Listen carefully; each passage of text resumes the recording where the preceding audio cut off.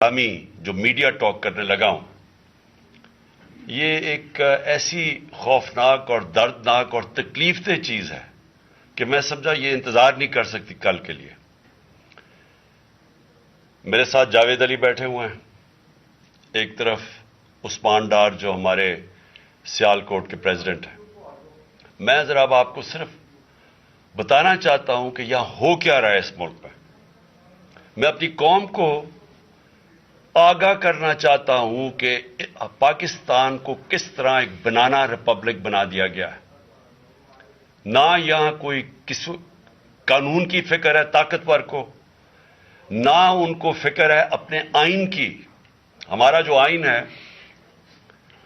اس کا آرٹیکل 14 وہ واضح طور پہ کہتا ہے کہ ہر انسان کی عزت کی حفاظت کی جائے گی، ہر انسان کی ڈگنیٹی کو پروٹیکٹ کیا جائے گا۔ یہ ہمارا آئین ہمیں حق دیتا ہے۔ لیکن جو یہ جاوید علی سے ہوا، یہ میں اس کے منہ سے آپ کو سننا چاہیے کہ اس انسان سے ہوا کیا، اور میں اس کے بعد آپ کو بتاؤں گا یہ جب ختم کر دیں گے کہ یہ جاوید علی تو ایک آدمی ہے جو سامنے آ گیا ہے۔ یہاں اتنے لوگوں کو انہوں نے جب سے ہماری گورنمنٹ گئی ہے اس طرح کے بیان دلوانے کی کوشش کی کہ یا ہمارے MPs MNAs جو تکڑے وزیر ہیں ان کے خلاف دو، یا ان کے اوپر ویڈیو فلم بنا دو، یا بلیک میل کرنے کے لیے ان کی کوئی آڈیو ٹیپس کر دو، یا ان کے اوپر کوئی کرپشن کے کیسز بنا دو اور بلیک میل کرنے کے لیے۔ صرف ایک ان کا مقصد ہے کہ کسی طرح تحریک انصاف اور عمران خان کو کمزور کر کے ان چوروں کو پھر سے الیکشن جتا دیا جائے۔ اب میں جاوید علی کی انٹروڈکشن کروا دوں۔ ان کو عثمان ڈار نے جو ٹاسک 4 ہوتی ہے، جو کلاس 4 کی نوکری ہوتی ہے، وہ نوکری دلوائی سیال کوٹ میں۔ یہ خود بتائیں گے کہ ان کی نوکری ایک چوکیدار تھے، جی چوکیدار کی نوکری تھی۔ ان کو اٹھایا گیا، پولیس نے اٹھایا، اور اس کے بعد نامعلوم افراد نے اٹھایا، اور اب ان سے پوچھے، ان کی زبانی پوچھے کہ ان سے کیا گیا۔ پھر میں واپس آتا ہوں آپ کے پاس۔ بولو جاوید۔ السلام علیکم جی، میرا نام جاوید علی ہے، میں چوکیدار کی نوکری کرتا ہوں ایجوکیشن ڈپارٹمنٹ میں۔ تو مجھے ادھر بلایا جاتا ہے کال کر کے کہ آپ آئیں ادھر اور آپ سیلری اپلائی کریں اور آپ کو جو ہے نا آپ کی سیلری ملے۔ میں ادھر گیا ہوں اور مجھے ادھر صبح 11 بجے سے لے کے تقریباً 3-3:30 بجے تک بٹھایا جاتا ہے۔ آپ بیٹھو، کرتے ہیں تقریباً ادھر 4 بجے کے قریب 7-8 پولیس والے آتے ہیں۔ وہ ادھر سے مجھے پہلے ہاتھ کڑی لگاتے ہیں، بعد میں میرے آنکھوں پہ اوپر شرٹ باندھتے ہیں اور اوپر چولا ڈال لیتے ہیں کہ جیسے میں کوئی دہشت گرد ہوں، ٹھیک ہے۔ ادھر سے مجھے پرائیویٹ گاڑی میں اٹھاتے ہیں اور لے جاتے ہیں نامعلوم جگہ پہ۔ ادھر جا کے میرے اوپر مارک چڑھا ہوتا ہے، آنکھیں باندھی ہوتی ہیں، تقریباً 7-8 بندے ہوتے ہیں وہ جو مجھے جاتے فرش پہ لٹا دیتے اور مارنا شروع کر دیتے ہیں کہ تم نے عثمان ڈار نے تم سے کتنے پیسے لیے نوکری دلوانے کے لیے۔ میں کہتا نہیں دیے، پھر بھی مجھے دوسری دفعہ کبھی الٹا لٹکا دیتے ہیں کہ مانو تم نے عثمان ڈار کو پیسے دیے ہیں، کانٹریکٹر سے لے کے پیسے دیے ہیں۔ جب نہیں مانتا تب بھی مجھے کبھی سیدھا لٹکا دیتے ہیں، کبھی الٹا لٹکا دیتے ہیں۔ اور بعد میں جب میرے مثلاً کہ کبھی اینٹ ادھر سے اینٹ اٹھاتے ہیں، اسے دھاگے سے اگر میرے نازک حصوں میں باندھ دیتے ہیں کہ مانو تم کانٹریکٹ سے پیسے لے کے عثمان ڈار کو دیتے ہو۔ کپڑے اتارتے ہیں، بتاؤ۔ بعد میں مجھے ننگا کرتے ہیں، کپڑے اتارتے ہیں، کپڑے اتار کے ادھر فرش پہ بٹھا دیتے ہیں کہ مانو تم نے عثمان ڈار کو پیسے دیے ہیں۔ جب نہیں مانتا تو پھر ادھر سے کہتے ہیں کہ ایک ڈالا بھیجو، اس کی بیوی کو اٹھاؤ، اس کے بچے کو اٹھاؤ اور ادھر اس کو لا کر اس کو برہنہ کرو، اس کی ویڈیو بناؤ، فیس بک پہ ڈالو اور بلیک میل کرو۔ تب ادھر سے جا کے جب میری فیملی آئی تب میں ادھر سے ٹوٹا، ان کے آگے رویا کہ اب آپ بتائیں کہ میں نے کیا کرنا ہے۔ اس نے کہا کہ آپ 134 کے بیان دیں اور یہ کمنٹ میرے کہہ رہے ہیں کہ آپ نے یہ پیسے ٹھیکیداروں سے لے کے عثمان ڈار کو دی۔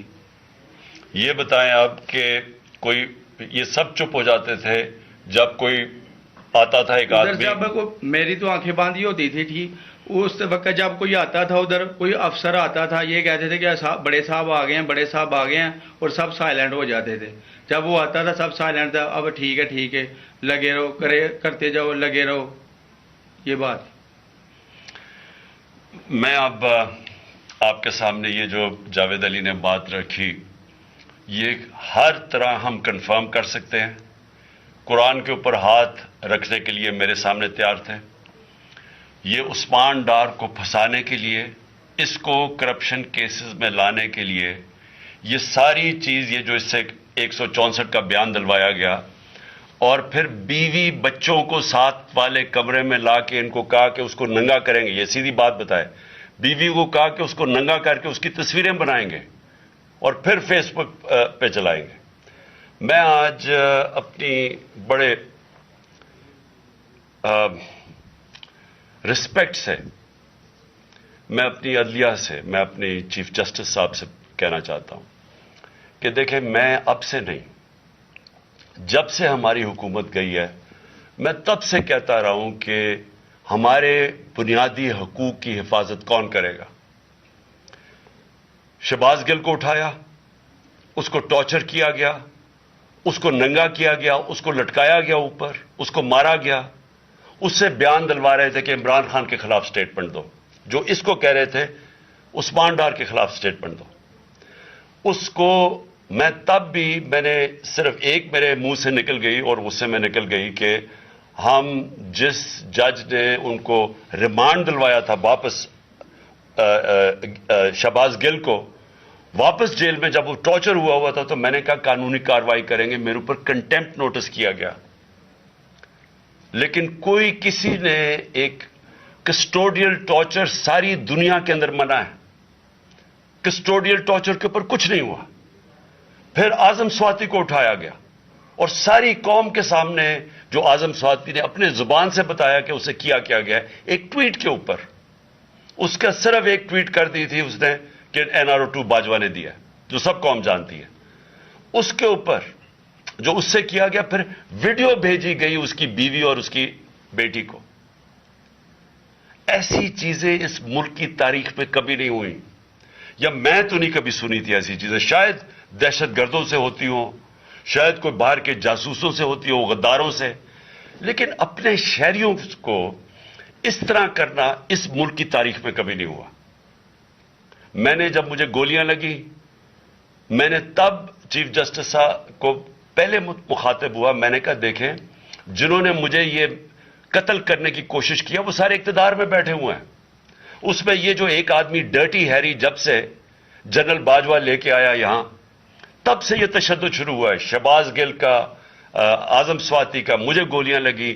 یہ جو داستان آپ سن رہے ہیں، سوشل میڈیا کے بچوں سے پوچھیں، جب سے یہ آدمی آئے ان سے اٹھ کے کیا ہوا. ان کو بند کمروں میں کپڑے اتارے گئے، ذلیل کیا گیا. ایک ماں باپ نے مجھے کال کی، انہوں نے کہا ابھی تک ان کا بیٹا نارمل نہیں ہوا.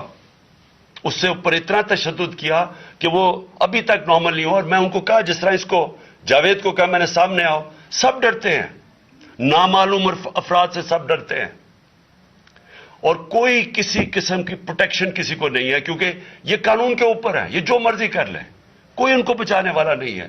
کوئی جاوید جیسے انسانوں کو جب یہ کرتے ہیں، اس کو پھر دھمکیاں دی گئی کہ تم نے یہ بتانا کسی کو نہیں ہے، تو ہم یہ کر دیں گے، ہم تمہیں یہ مروا دیں گے. تو یہ اس ملک کی، ہمارے پاس تو ایک ہی راستہ ہے، اور مجھے پتہ ہے کہ عدلیہ کے اوپر پورا اٹیک ہے، یہ مافیا کا. یہ پولیٹیشین نہیں ہے، یہ مافیا ہے جو ٹیپیں بناتا ہے ججز کی، جو ہر قسم کی بلیک میل کرتا ہے. انٹیریئر منسٹر ٹیپ چلا رہا ہے کسی کی، یہ بالکل غیر قانونی چیز ہے. وہ جج کی ٹیپ چلا رہا ہے، وہ اس کی مریم وہ ٹیپ چلا رہی ہے کسی ارشد ملک جج کی، کبھی ثاقب نثار کی ٹیپ چل رہی ہے. یہ کسی مہذب معاشرے میں یہ چیزیں نہیں ہوتی. یہ کنٹرول کے لیے، عدلیہ کو کنٹرول کے لیے صرف یہ سارے حربے استعمال کیے جا رہے ہیں. میں آج اس پلیٹ فارم سے اپنے چیف جسٹس اور اپنی ہائر جوڈیشری کو، امید تو صرف آپ سے رہ گئی ہے. اس وقت جو جس طرح کا ظلم کیا جا رہا ہے، یہ نامعلوم افراد جو کر رہے ہیں اس ملک کے ساتھ، اور خاص طور پہ جو ڈرٹی ہیریا ہے، میری ساری انہوں نے، یہ کیسے ہو سکتا ہے کہ میری جو ساری جے آئی ٹی کی رپورٹ تھی جو انہوں نے فورینسک ایویڈنس جمع کی ہوئی تھی وہ ساری ختم کر دی ہے.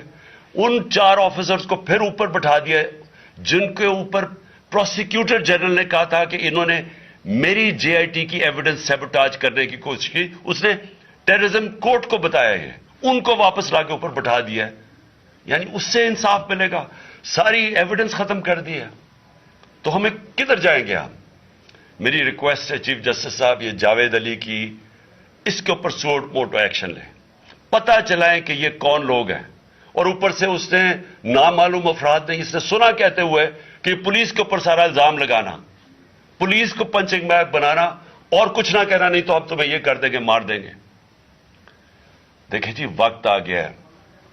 میں اپنی جوڈیشری سے یہ کہنا چاہتا ہوں کہ یہ جو بھی آپ کا سب سے بڑی جوڈیشری کی سب سے بڑی ذمہ داری ہمارے بنیادی حقوق کی حفاظت کرنا ہے.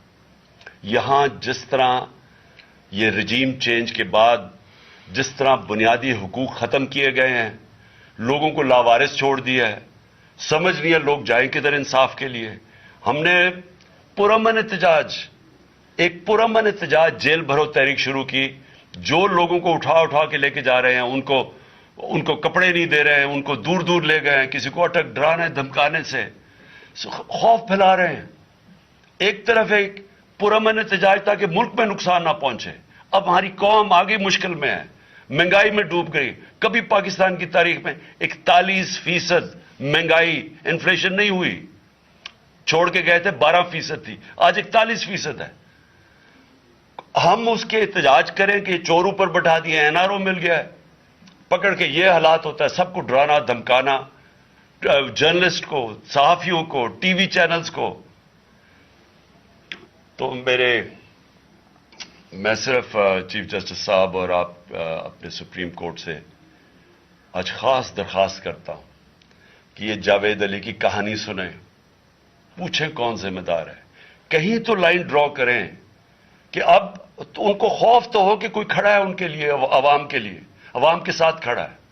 کوئی تو ایکشن لیں تاکہ عوام کو کوئی حوصلہ ہو کہ ہماری عدلیہ ہمیں بچائے گی. کون بچائے گا جاوید؟ سوچیں کہ بیوی بچوں کو ساتھ والے کمرے میں جا کے کہتے ہیں اس کو ننگا کر کے ہم اس کی تصویریں بنائیں گے. یہ کون سے معاشرے میں ہوتا ہے؟ یہ کون, یہ کوئی غدار ہے؟ کوئی ایک چوکی دار کی کلاس 4 کی نوکری کر رہا ہے, اس سے اٹھا کے یہ کیا کہ جی اس کے خلاف ایویڈنس دے کہ وہ دیکھیں جی کتنا آپ نے اس کے لیے کتنی پتہ نہیں کدھر سے اس نے کلاس 4 کے چوکی دار نے پتہ نہیں کیسے پیسے بنا کے دینے تھے اس کو, لیکن کوئی ایویڈنس مل جائے تاکہ کسی طرح تحریک انصاف کا جو سیالکوٹ کا ہمارا ڈسٹرکٹ کا پریزیڈنٹ ہے اس کو کسی طرح گندا کیا جائے اور اس کو کسی طرح نااہل کیا جائے, کسی طرح اینٹی کرپشن میں آ جائے. اور یہ ہے پنجاب کی جو انہوں نے کیئر ٹیکر گورنمنٹ, یہ جو ایک بددیانت دار ایک میں اس کا نام مجھے سمجھ نہیں آتا کہ ایسا گھٹیا چیف الیکشن کمیشن اس ملک کی تاریخ میں نہیں آیا کہ شرم نہیں آئی کہ نیوٹرل کیئر ٹیکر یہ حرکتیں کرتا ہے. یہ نیوٹرل کیئر ٹیکر کے نیچے ہو رہا ہے.